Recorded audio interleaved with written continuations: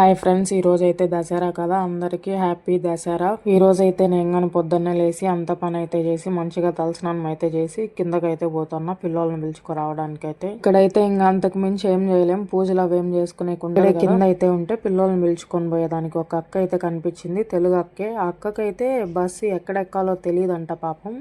ఇలాగైతే వచ్చి నన్ను అడిగింది.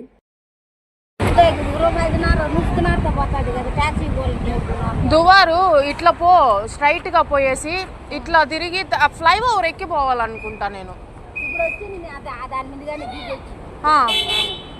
మరి అట్లే పోవాలి కదా, అక్కడే బస్సు. అవునా?